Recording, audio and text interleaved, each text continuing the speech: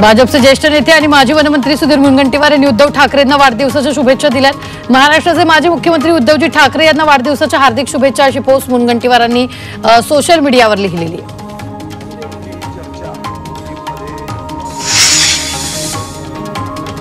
राज ठाकरेंनी मनाचा मोठेपणा दाखवला अशा शब्दात कॅबिनेट मंत्री नितेश राणे यांनी राज यांचं कौतुक केलेलं आहे। तर राज यांनी मातोश्रीवर जाऊन उद्धव ठाकरेंना शुभेच्छा दिल्यात। उद्धव यांना राज यांचं स्वागत करावं लागतं, याला अधोगती म्हणतात असा चिमटा नितेश राणेंनी उद्धव ठाकरेंना काढलाय।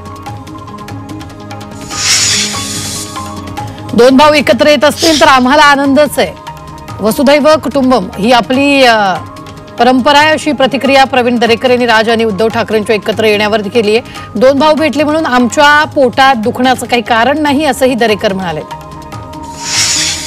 नाशिकच्या येवल्यात शिवसैनिकांनी उद्धव ठाकरेंचा वाढदिवस साजरा केला। कार्यकर्त्यांनी सिद्धिविनायकांनी अल्लाहकडे साकडं घालत 65 किलो मोतीचूर लाडूंचं वाटप केलं। तर महाराष्ट्राचे पुढचे मुख्यमंत्री उद्धव ठाकरेच व्हावेत अशी इच्छा त्यांनी व्यक्त केली।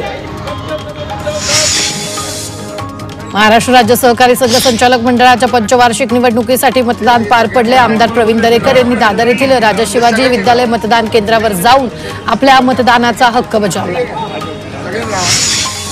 1977 साली इंदिरा गांधींनी चळवळी दडपण्याचा प्रयत्न केला होता। आजचं सरकारही त्याच पद्धतीने शेतकरी चळवळींना संपवण्याचा प्रयत्न करते असा थेट आरोप शेतकरी नेते रविकांत तुपकर यांनी केलाय। शेतकऱ्यांच्या नादाला लागू नये अन्यथा आणीबाणीच्या काळातील लढ्यासारखा लढा उभारू असंही तुपकरांनी म्हटलंय। रायगडच्या माणगावात उपमुख्यमंत्री एकनाथ शिंदेंचं जंगी स्वागत करण्यात आलंय। खेड इथं कार्यक्रमानिमित्त एकनाथ शिंदे रायगड दौऱ्यावर आहेत। त्यावेळी शिवसैनिकांनी जोरदार घोषणाबाजी करत शिंदेंचं स्वागत केलं। राज्यसभा सदस्य पदाची शपथ घेतल्यानंतर उज्ज्वल निकम हे प्रथमच जळगावात आले। त्यावेळी जळगाव रेल्वे स्थानकावर उज्ज्वल निकम यांचं कार्यकर्त्यांनी जल्लोषात स्वागत केलं। त्याचबरोबर डॉक्टर बाबासाहेब आंबेडकर यांच्या पुतळ्याला पुष्पहार अर्पण करून ढोल ताशाच्या गजरात मिरवणूक काढण्यात आली। नागपुरात मनसेच्या वतीनं काँग्रेस खासदार प्रतिभा धानोरकर यांचा सत्कार करण्यात आला। भाजप खासदार निशिकांत दुबेंनी पटक पटक के मारेंगे विधान केलं होतं। त्यामुळे महिला खासदारांनी दिल्ली संसदेच्या आवारात निशिकांत दुबेंना जाब विचारत जय महाराष्ट्राच्या घोषणा दिल्या। त्यासाठी खासदार प्रतिभा धानोरकर यांचा सत्कार केला। नवीन सहकारी सूतगिरण्यांना अर्थसहाय्य देण्याबाबत एक समान निकष ठरवावेत आणि सूतगिरण्यांसाठी विभागांना अतिरिक्त तरतूद करून देण्याचे निर्देश मुख्यमंत्री देवेंद्र फडणवीस यांनी दिले। त्याचबरोबर सौर ऊर्जेच्या वापरामध्ये येत असलेल्या अडचणी सोडवण्यासाठी वस्त्रोद्योग आणि ऊर्जा विभागाची समिती स्थापन करण्याचे निर्देश फडणवीस यांनी दिले। सांगलीत शिक्षक सोसायटीची वार्षिक सभा यंदा खेळीमेळीच्या वातावरणात पार पडली। सभेच्या सुरुवातीला बँकेकडून अनेक ठराव आणि अहवाल मांडण्यात आला। याला सभासदांकडून मंजुरी देखील देण्यात आली। काहींनी गोंधळ घालण्याचा प्रयत्न केला मात्र तो अयशस्वी ठरला। भंडारा जिल्हा मध्यवर्ती बँकेची निवडणूक तब्बल 9 वर्षांनंतर होते। या निवडणुकीसाठी 46 उमेदवार रिंगणात आहेत तर 1062 मतदार आपला मतदानाचा हक्क बजावणार आहेत।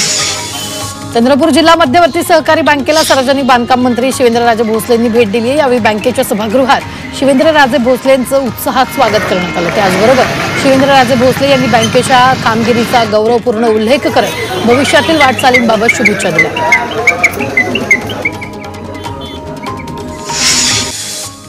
नाशिकच्या येवल्यातील अंगुल गावात महावितरणाकडून गावठाण फीडर योजना सुरू करण्यात आली आहे। या योजनेमुळे गावात 24 तास वीज उपलब्ध राहणार आहे। त्यामुळे ग्रामस्थांनी महावितरणाचे आभार मानले।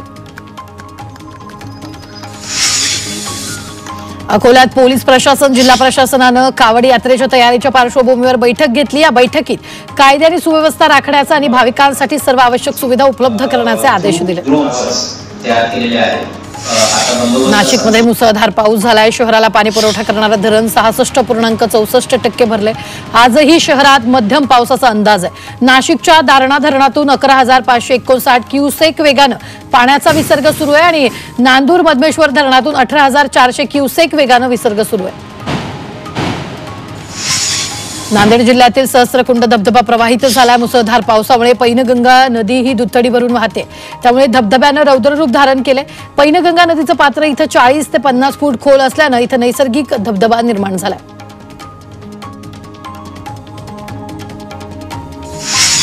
अकोल्यातील निळवंडे धरणातील विसर्ग वाढवून 8,500 क्युसेकनं करण्यात आलाय। त्यामुळे नदीकाठच्या गावांना सतर्कतेचा इशारा देण्यात आला।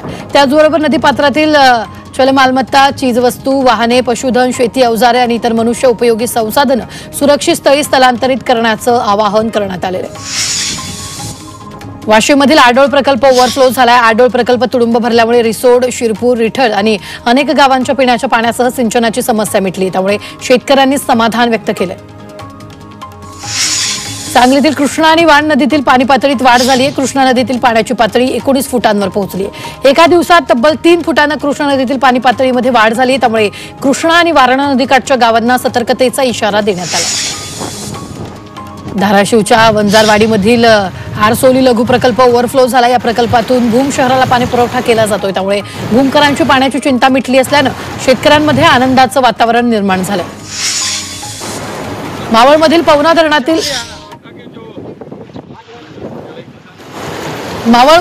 धरणातील पाणी पातळीत वाढ झाली आहे. त्यामुळे शिवसेना उद्धव बाळासाहेब ठाकरे पक्षाच्या वतीनं पवना माईचं जलपूजन करण्यात आले. त्याचबरोबर खणा नारळाची ओटी भरून निसर्गाची कृपा अशीच कायम राहो आणि धरणात मुबलक जलसाठा राहो असं साकडं घालण्यात आलंय.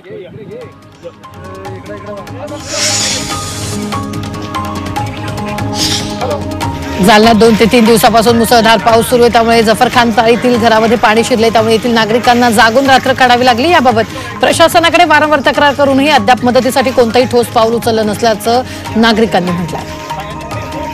के बाद से वहाँ पानी निकल